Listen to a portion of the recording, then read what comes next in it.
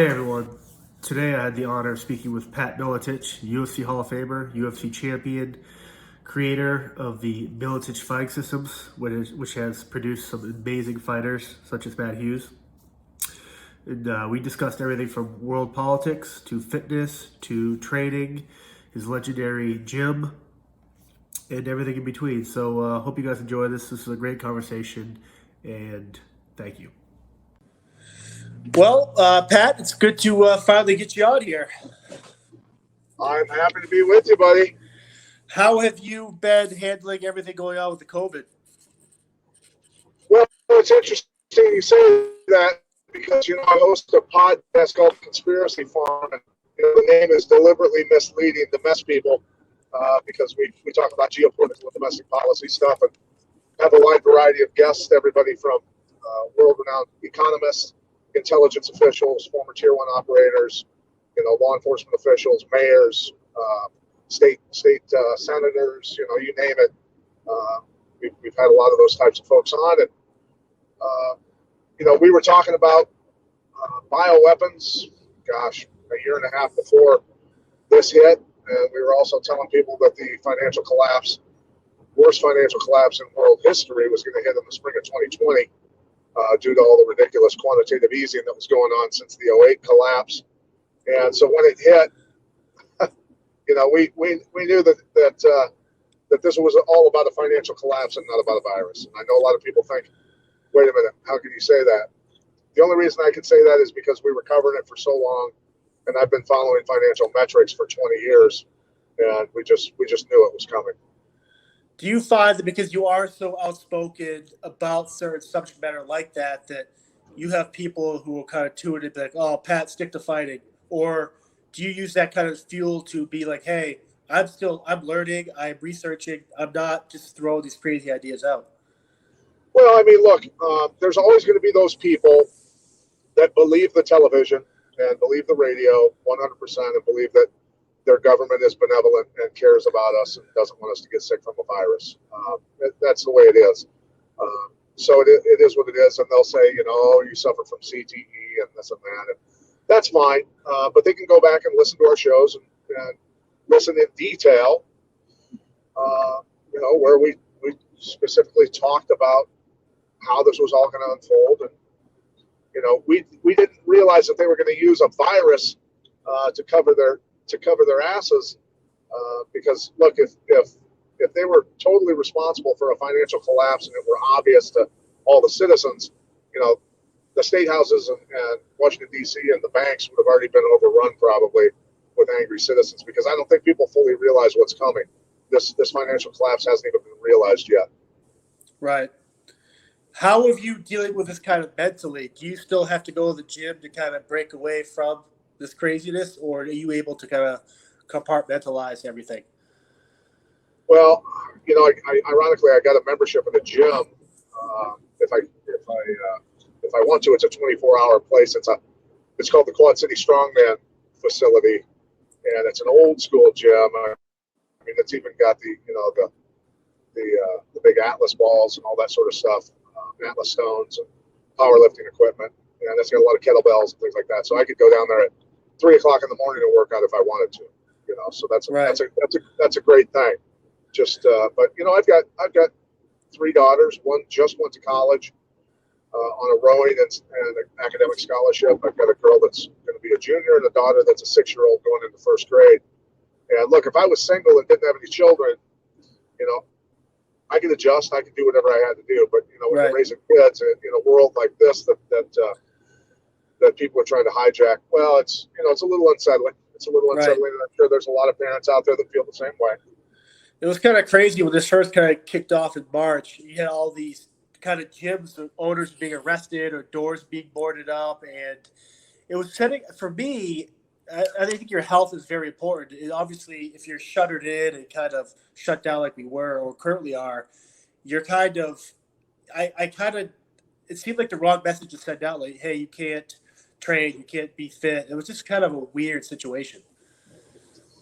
This is dog training 101. The masks, the lockdown, it's the way I look at it is it's dog training 101. most of the citizens that aren't aware of what's going on they're literally acting like Pavlov's dog, and the media is Pavlov, and the fear-based conditioning is in full effect. People are terrified, and it's just from a lack of awareness. It's just a lack of awareness. Right.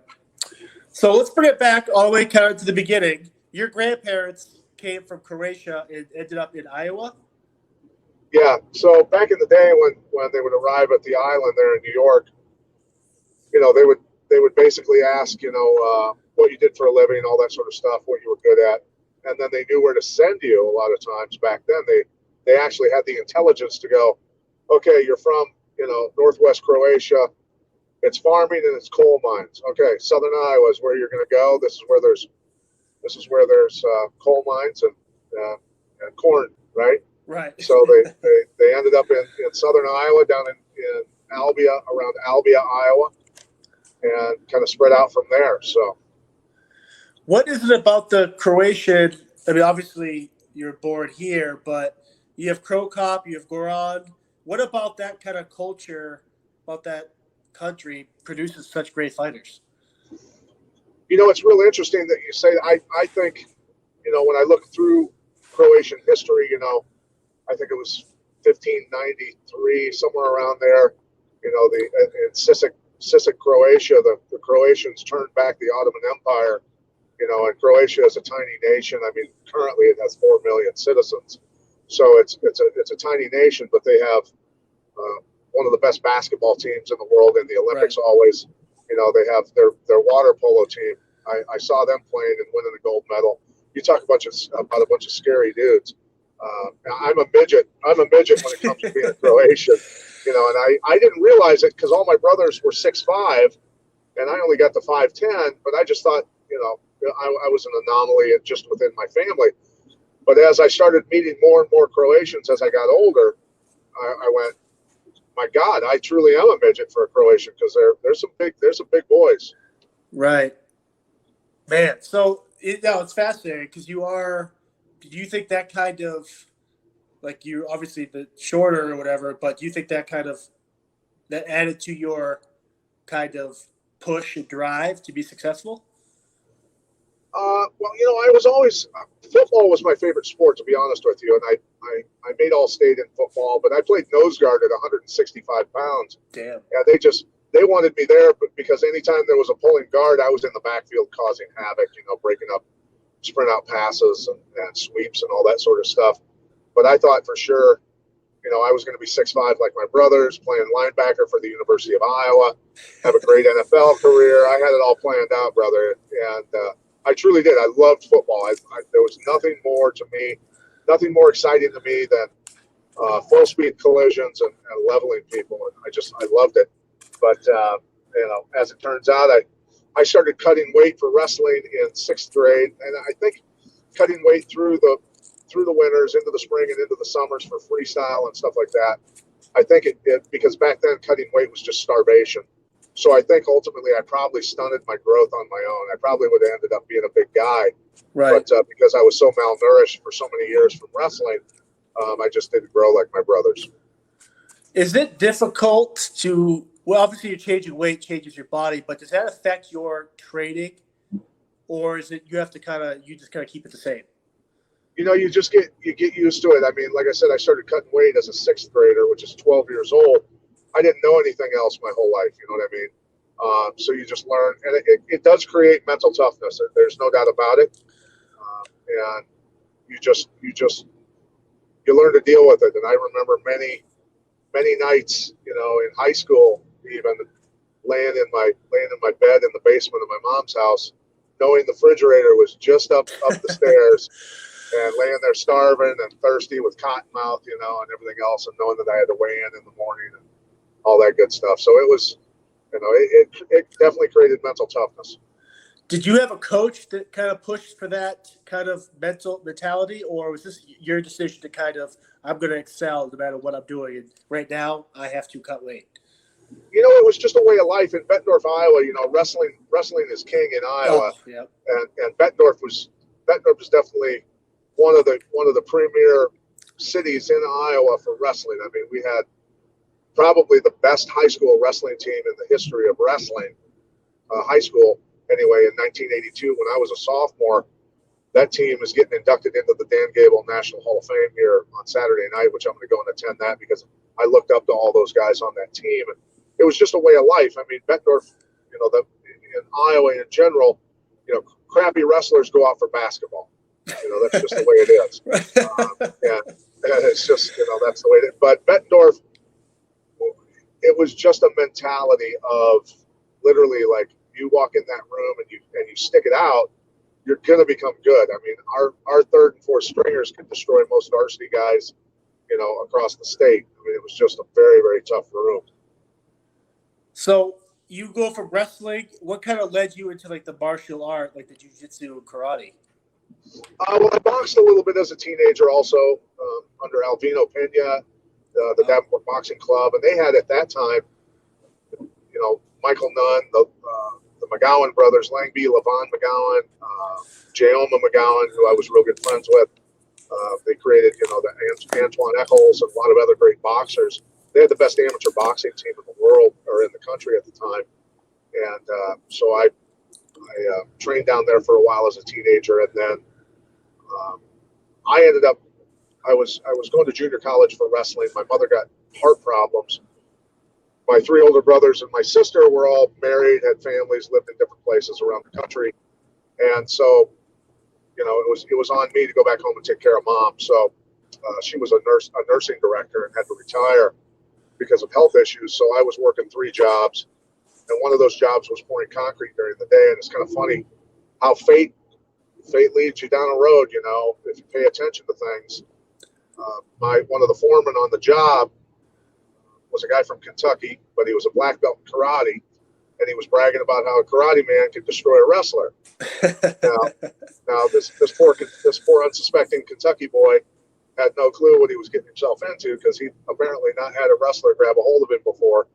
But he challenged me to a fight in the field out where we were working on the highway at lunchtime. And I said, you sure you want to do that? And he's like, oh, yeah, in his southern drawl, he's like, oh, yeah, boy, we'll go out there. I'll show you what's up. And so I said, you're not going to fire me when I kick the shit out of you, are you? And he goes, no, I won't fire you. So went out there and I just double-legged him quick, took him down, slapped him around a little bit. And, I think he realized pretty quick. And he goes, you should come to my kickboxing and karate gym where I train. I think you'd be really good at it. And I thought, yeah, I'll come. I'll check it out. So I came 4 days in a row, and I was not impressed. They were teaching katas and all that sort of stuff. But on Friday was black belt sparring night. And so right after I got done with my 5th free lesson, I was going to walk out the door and never come back. I noticed that a bunch of black belts had on sparring equipment. So I went in the room and I watched, and they were some real good fighters. And for traditional karate, they were really tough. And so I said, all right, I can do this. All right, now this is my speed. So I signed up right away and kind of started from there, and then got into the kickboxing, then the Muay Thai training and all of that, and judo and some other, started getting into the Russian Sambo as well, and then eventually the Brazilian Jiu-Jitsu, and so it kind of went from there. But that's kind of how it all kind of happened. And you recently actually just fought Michael Nunn in a kickboxing match, correct? Yeah, Michael Nunn, we've known each other for years. He was the best boxer in the world for 4 years, best pound-for-pound boxer in the world for 4 years. And he wanted to get his name back out there. And I was one in a pay-per-view company. And my attorney said, well, why don't you guys fight each other? And I said, well, yeah, I'll do it. To launch my internet pay-per-view, I'll go ahead and do it. And Michael agreed. Do a hybrid, a kickboxing match. And so I can't use my submission grappling and my wrestling. Right. We just went out and had a lot of fun. We had a lot of fun. And it was for those 2 reasons, his personal reason, my personal reason.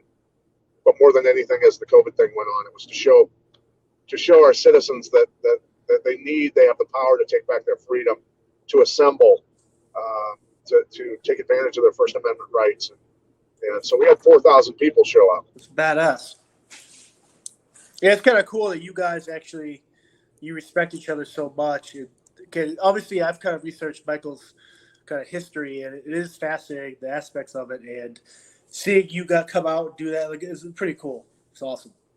It was, we got criticized, of course, by a lot of the lemmings.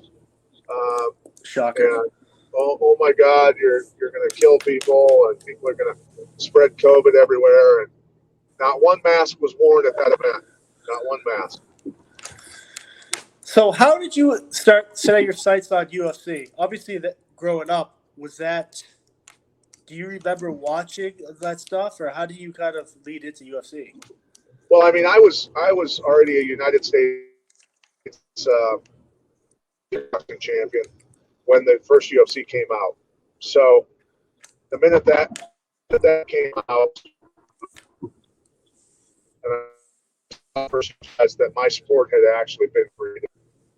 So, it was, I mean, the minute I saw it, I said, this is it. This is my sport. I'm going to win a world title. Crazy. So was there any sort of fear kind of jumping out there, putting yourself out there to defend not only your name, but kind of like your lineage? I mean, look, anytime you climb in a cave, the guy that's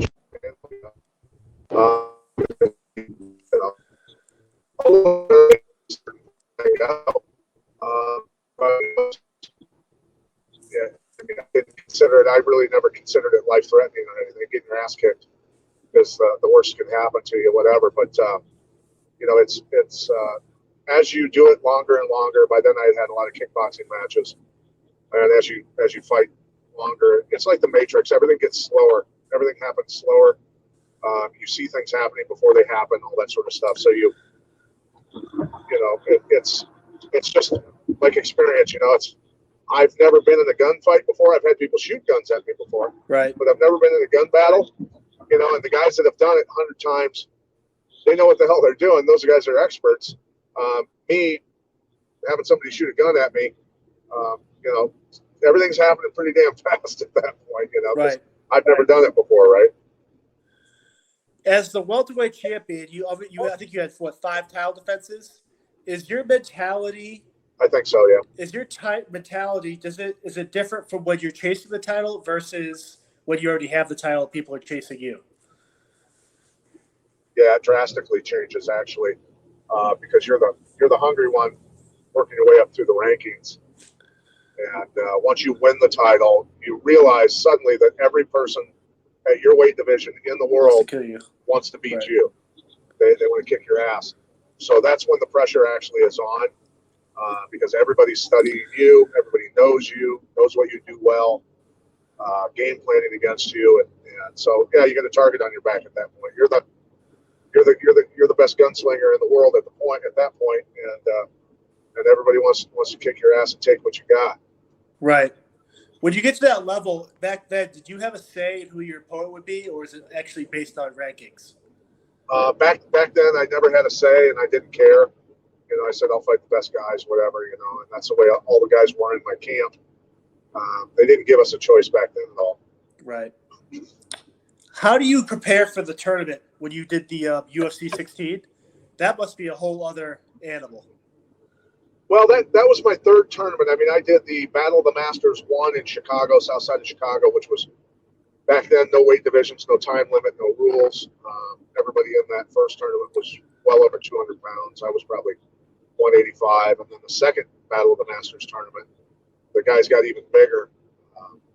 But so those were 8-man tournaments. You had to win 3 fights in one night to win the whole thing. And then also those first 2 tournaments were winner take all. So second place, you didn't get paid. If you made it all the way to the championship and made it into that third fight and lost, you went home. You went home without any money. So I was very highly motivated to pay bills back then, take care of my mother, and I was really on a mission. And so I think the first 8-man tournament, it took me under 6 minutes to finish all 3 guys combined, and it really was about the first one. It took me probably 10 minutes. The second one, it took me about 5 minutes. So, and in the championship of the second one, I was scared to death because I was fighting Andre Dudko, who looked exactly like Ivan Drago. He's from Minsk, Belarus. He was a K1 World Heavyweight Kickboxing Champion and a Russian. And I was watching him knock the shit out of his first two opponents. So I was a little nervous going into that one, but luckily I was able to get a takedown on him early on and catch him in a choke and finish him quick. Was it difficult to kind of study these fighters? Because obviously this is before social media. Every fight, every camp video is out there. How do you prepare for something you don't really know? Just kind of watching those couple of fights you can? You watch them that night. Man. Watch them that night and you see what they do, and that's it. It's it's close to getting off your bar stool with another professional fighter and not knowing anything about them and just getting after it, Right. At what point did you kind of feel like you could transition into a teacher?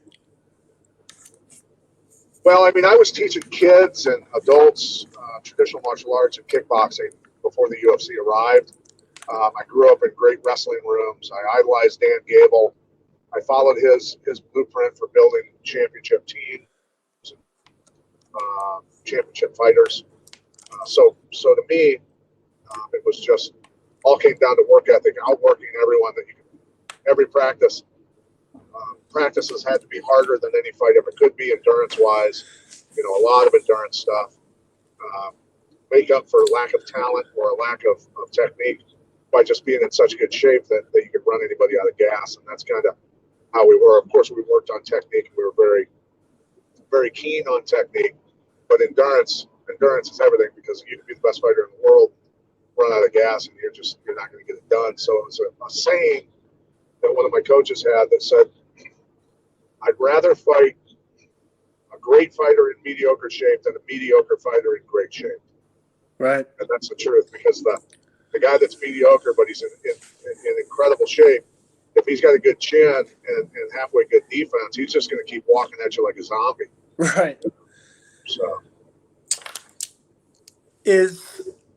not many people obviously can create or have created their own fight system. And with your fight system, where did you get the confidence to kind of put that out there that, hey, what I do works, and in turn, hey, come join my team? Well, I mean, ultimately it came from, a lifetime of wrestling, a lot of spending time with professional boxers and training with them. I got to a point where I knew that there was nobody, and I've got a TKO on my record against Matt Lindland. That was just because I couldn't get out of the mount. He wasn't hurting me with the punches, but I never got knocked out in any fights, boxing, kickboxing, or MMA, because of sparring with world-class boxers a lot, world-class kickboxers, all of that. And I just, basically what seemed to make sense to me to put together the jigsaw puzzle from the different elements of combatives into a system that would work and make sense, the transitions between all those arts, and the endurance, strength, and conditioning stuff that went with that. It just all kind of came together like that. And I didn't want to use my last name, but actually the fighters that were training with me at the time all said, no, you're the one that put this thing together, you should use your last name. So that was kind of their vote, not mine. Some of the Matt Hughes, Tim, Jens, Robbie, it's like the Expendables of ultimate, these MMA guys. So there must be an intimidation factor too, because you guys are all each other's corner, right? At these fights. Sure, yeah. And the great thing was we were cornering Jens. It was Matt Hughes, Jeremy Horn, and myself. We were cornering Jens Pulver for his title defense against. I can't remember his name. Beat Matt Hughes twice, actually, at 170. Dropped down to 155 to take Dennis Hallman. Dropped down to 155 to take Jens' title. And Jens was such a ferocious puncher and a All-American wrestler out of Boise State. Just a very dangerous guy at 150 pounds. He had the power. I watched him knock out a heavyweight in sparring one time. So Hallman kept trying to take him down. He couldn't take him down, and he kept trying to pull guard. And we we spent the whole fight hounding Hallman for 25 minutes, calling him a pussy, telling him to get up, this and that. And by the fifth round, Hallman started flipping us off and telling us to fuck off. And so anyway, we were laughing at him and badgering him and this and that. So Jens won the fight, and we're walking back to the locker room, and Bernard Hopkins and his people were right behind us watching the fight. Awesome. And Bernard Hopkins goes, dude, you guys are like a pack of jackals. You guys are ruthless. And it's a mental game. You've got to do that. They frown on it now, I believe, in the sport. But look, it's a rough sport. I mean, people are playing for keeps, and so it's all about mental and messing with the opponent of your athlete. Right. Just so how, and not the kind of, but the recovery and the story of Matt Hughes is so inspirational, and I just want to say, like, your work with him and everything, like, I'm so happy for that guy. Yeah, he's worked very hard, and nobody expected him to live.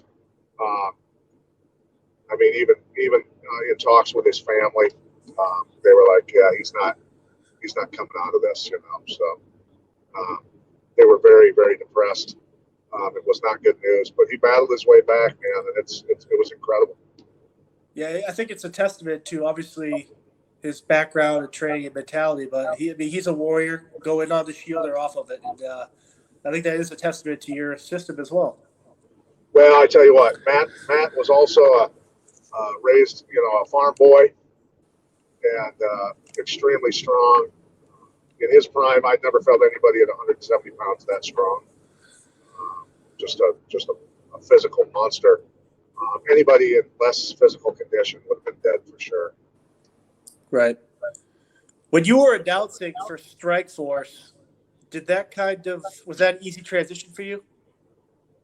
I guess it was easy in the sense that, from yelling instructions quickly, getting information to my athletes during fights, understanding what was going on, what was happening, what they had to do to counter things, to change things, get out of bad positions, whatever it was, made it a lot easier for me, I guess, having competed in the sport and coached it, to try and explain quickly in layman's terms to the fans at home, what was happening and why it was happening. And David Dinkins, who was my producer at Showtime Sports, and Daryl Ewald, who was my producer at Access TV, were both they're very, very good at what they do, very good producers, and they know how to coach broadcasters. And David Dinkins, when I worked for him first, said, "You're the why guy." Right. During a replay, where most broadcasters are going to say things like, "There's a big right hand by Smith." Well, anybody can see that. Why would you say it? You need to tell them why it happened, why Smith landed the right hand, what the other guy did wrong. Explain. And so I learned, that during fights, I almost coach athletes so that when they go back and watch their fights, I'm talking about what they're doing wrong, what they're doing right, how they need to correct this footwork, their head movement, why, and again, be the why guy. And I think that I was coached well in that sense. And then also that I think helps fans to better understand what it is they're actually watching, right, which makes them even bigger fans. Right. How if I wanted to go to your gym or go to your systems, how do you guys kind of filter through people that kind of want to buy into what your program is? Well, I mean, there were professional fighters who would, call and ask if they could come and train. And, of course, we would allow that. Then there were other people who would, just do the basic classes. Moms and dads and kids and all that, had all those classes, of course. But,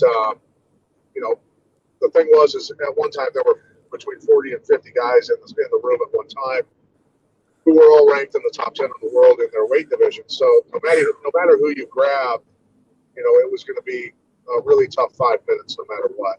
And we generally tried to switch partners every 5 minutes, unless we were focused on one guy, and just alternate guys in on him, whatever it was. But most fighters that came to us from around the world to train with us were probably, generally the big fish in the little pond at their gym. Right. And so they weren't used to every guy that they grabbed being a world-class fighter. And so a lot of them didn't survive very long and decided to go back home. And that's kind of just the way that would go. And, I had the room at 95 degrees all the time. And, Damn. And people would halfway through practice, guys would go to pick up their gym bag and just leave. and everybody in the room would stop, and we'd always tell them, we'd say, if you walk out that door, you're not coming back. If you quit now, you are not coming back. And most of the time they kept walking, but sometimes they'd set their bag down and continue. And those were the guys that ended up being really good. Right. They got over that mental hurdle. How difficult is it to retire, stop fighting? Do you have to suppress your urge to get back in there? I never really had an urge fighting against Michael Nunn, it's not like I had this burning desire to get punched in the face again. Right.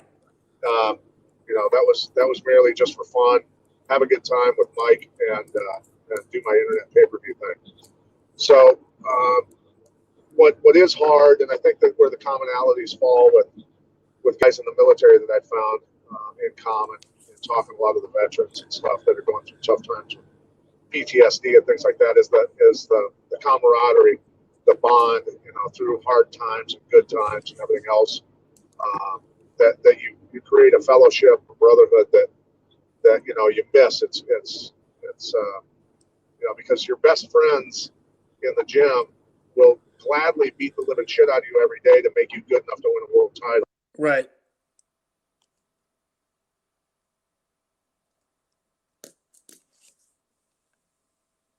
Hey, you there? You there, Pat? I think you broke out. Can you hear me all right? Yeah, I hear you now. All good. Yeah, but it's the camaraderie and the brotherhood that you miss, the intensity. I love that. So what kind of led you into working more of like the tactical police and law enforcement? Was it those kind of PTSD programs you became a part of? No, it was my best friend who actually, Mark Hansen, he was a All-American lineman for the University of Northern Iowa, a guy that I played football against in high school. He was on the Davenport Central Blue Devils that produced Roger Craig, and the great Roger Craig from the San Francisco 49ers. Jamie Williams, who also played pro ball. A lot of great athletes came out of that high school. Their football program was amazing. But Mark and I did not like each other in high school and in college. He and I actually got in 2 fights with each other, street fights. One time in a bar, and one time we met at a park and fought. He was about 275, 280 pounds. He's a big boy, and we fought to a draw in the park. That was a hell of a war, and it's kind of funny because after college he became a police officer, and we still didn't like each other. But I walked into that karate kickboxing gym, and for my first real class, and there he was. And I went, I can't get rid of this. I just can't get rid of this guy. There he is again. And so every Friday night, Mark and I both were pretty rough guys without knowing, traditional martial arts or kickboxing at the time. So our instructor made us fight each other every Friday night. And so we would go at it, and we beat the animosity out of each other. We became best friends. And then after a while, he said, hey, you want to help me start training my officers, because he was the defensive tactics instructor. So he got me started doing that, and that I knew nothing about defensive tactics. I knew nothing about rules of engagement, escalation, any of it. I didn't know anything. I just said, awesome, I'm going to teach the good guys how to beat the shit out of the bad guys. This is awesome. Right? And so through time, I learned that you can't just choke people unconscious, Pat. That's not how not how it works. Right. It was a great learning experience over time with him, and getting my feet wet, and I started training more and more in law enforcement. And then military started calling, and special forces started calling. It kind of grew from there. So and honestly, it's very satisfying to teach in general. That's probably when I'm the happiest. Right. Everything else in the world, every worry goes away when I'm focused on teaching. But training law enforcement and military is probably what I enjoy the most. And it is fascinating because obviously with Brazilian Jiu-Jitsu, like background, some of the techniques might not be beneficial, but the mentality and some of the things you can pull from those different arts, I mean, those are practical training and experiences that you can actually use to survive. Absolutely. Well, and the thing is, over the years, you realize in training, I was the bad guy in a lot of scenarios in simunition stuff and, other scenarios, felony warrant stops and learning, building and room clearing and where trouble can happen and learning their world and then adjusting my training to fit their world and having a lot of conversations and a lot of training sessions where things would change and evolve, ever evolving and always having an open mind. And that's something that was, to me, made sense. And so, we learned that, there's always the brown belts and black belts that'll be in a law enforcement or military class. Right. And we always would take those guys and say, all right, get in this guard and you guys go for submissions and then stop them, 2 minutes into it and throw a training knife off to the side and say, first one to the knife wins. And right. They're clawing and scratching and biting and doing whatever they can. And by the time they get to the knife, you'd stop them and say, that in no way, shape, or form resembles jiu-jitsu. Right. So, I'm not proud of it, but, growing up, being a wrestler and somebody who I think I was the right size for big guys to pick on. It's like I was a legitimate win and a justifiable loss, right? So I was the guy that a lot of times big guys would always pick fights with me. I don't know why. But so I was in a lot of street fights as a bouncer, security guy, and just a guy with a wrestling mentality, right. just to not take any shit off people, that I had dealt with enough pretty hairy situations in life to modify things that made sense for staying alive in a street fight, especially when you got a gun on your hip or a long gun strapped to you. Yeah, it's crazy how when you do those real practical training exercises, how kind of all the techniques and the fancy stuff you learn kind of goes out the window. And I definitely think that training that's the best out there. Yeah. And, there's no reason in a street fight that I would take a fight to the ground. It's not going to happen. Just for fear of his buddies kicking me in the head and things like that, and right. keeping my head on a swivel. It's the same thing for teaching cops. Don't take a guy down to prone position unless you got somebody watching your ass. And those sort of situations. Just situational awareness that you learn after a lot of years of working with law enforcement and military.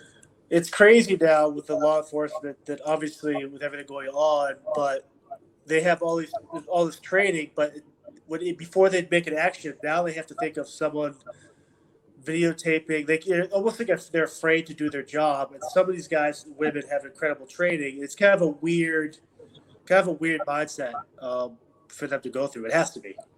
Well, unfortunately, the way the media works now, up is down, down is up, good is bad, and bad is good. Right. And, there's a reason that a lot of good cops are retiring early and leaving. And I watched it, because I've been involved with training law enforcement for 25 years. I watched big cities, run by, the wrong types of politicians. Right. Who were not paying for training. The officers were not being trained. They were lowering hiring standards, physical and mental. And so, even though these people had the right intentions, they might not have been somebody the best suited for that job with that level of stress. Right. And, so when you've got people who, A, can't take care of themselves physically, and their first choice is go straight to the sidearm, you're going to have bad situations arise, especially when society in general becomes more and more hostile towards law enforcement and towards authority figures, where you've just got a powder keg. And the thing is people can say what they want. As these cities, these Democrats talk about and vote to defund law enforcement. Well, it was by design to cause this problem in the first place. These people think in terms of decades and half centuries. They have a long game, and people need to understand that this was all by design. What is the most difficult thing for you as a teacher? I think the one thing that I have found is that we don't go down to the lowest common denominator. There are, and you've seen it in law enforcement. Somebody who's in administration says, "Okay, you're the defensive tactics instructor," and I'll have kids. They're literally kids who've been hired by the department who've never been in a fight in their life, and suddenly, they're the defensive tactics instructor. Right.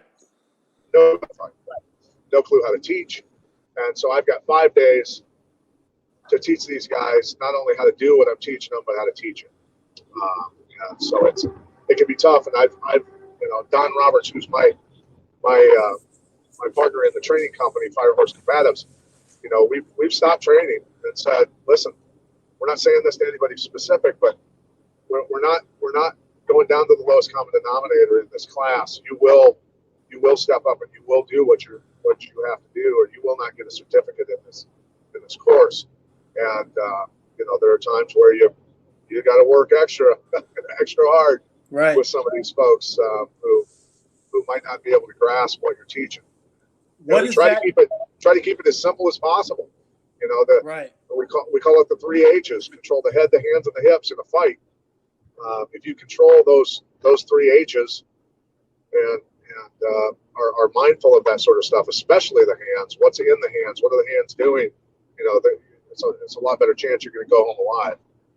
Right. I kind of like the idea that while there's the physical aspect of that, you also have the articulation and kind of the mental to do the right action based on what's being shown to you. Yeah, sure. And it's for the people that haven't done it their whole lives, for me, I started wrestling at 5 years old, so I know my left from my right. There's people that don't even know their left from their right. They're trying to train, and right. It can get a little challenging.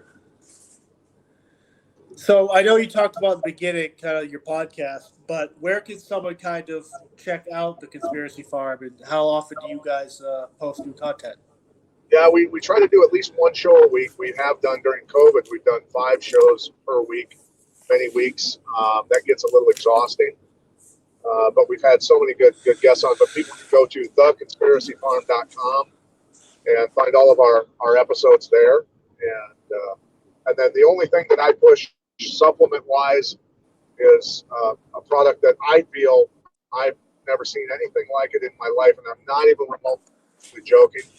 I've never tried to sell a product until I ran across this product. The only reason I knew it was going to work is because as a professional athlete, I was lucky enough because I have damaged respiratory system from black mold in my mother's house. The basement leaked every time it rained, and there was black mold everywhere, and my lungs got jacked up. And I never could figure out why I had to train twice as hard as everybody else to be able to have the same endurance as everybody else, until I came across a product as a pro fighter in the beginning of my career. The guy got me a product that raised my oxygen levels at a cellular level by 20%. Wow. And that literally changed everything. And I was able to do things endurance-wise.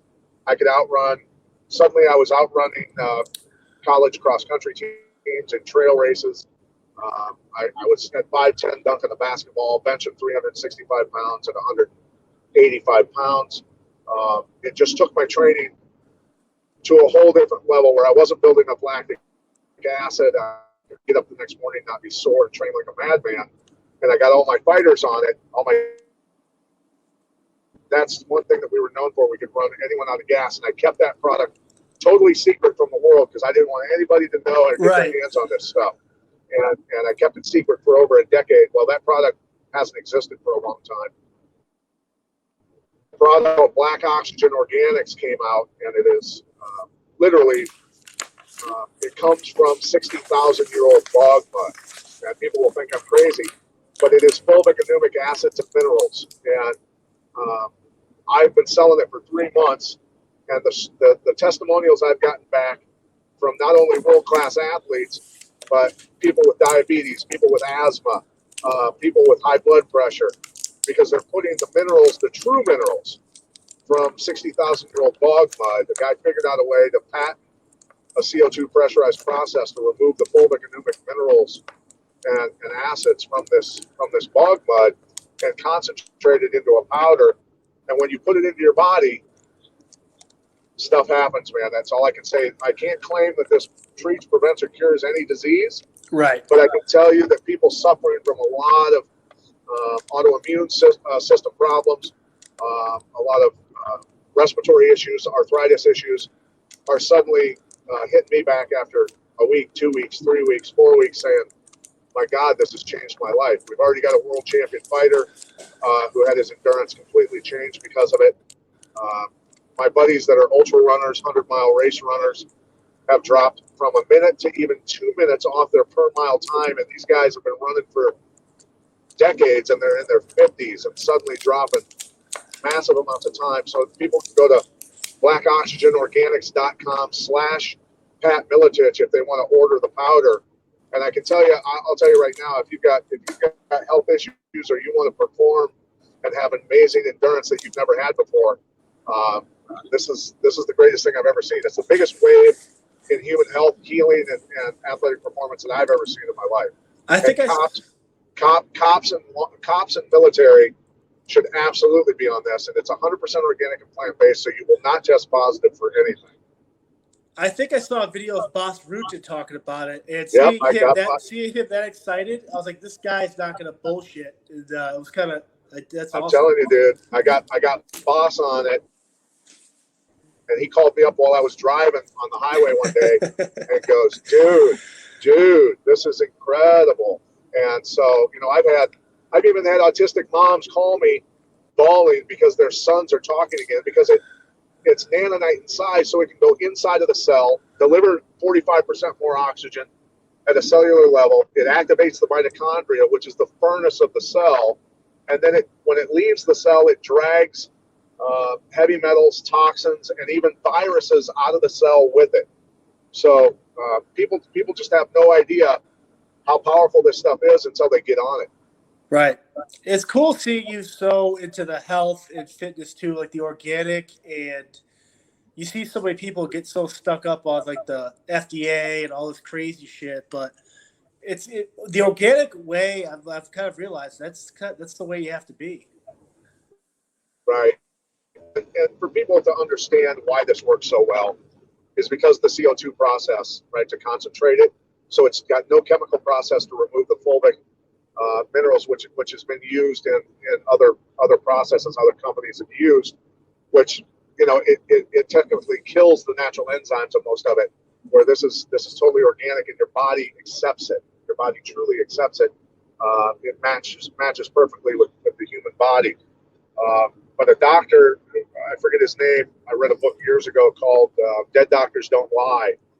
And, you know, where he talks about, you know, men that live in the Himalayan foothills can father children into their 80s because the food that the soil that their food is grown in the Himalayan foothills is so mineral rich that their bodies perform the way they're supposed to into their 80s and 90s, where we're eating food that's been grown in the same soil for so long that it's stripped the mass production of food here has stripped the soil of all of its mineral content. So we're eating roughage with nothing in it. Right. Man, that's fascinating stuff, Pat. Yeah, it's neat. It's neat what's happening. Well, I want to thank you for the time today. This is you definitely are a legend, and it's an honor to speak with you. Well, it's nice to finally put a face with a name, man. Thank you for having me on. Awesome.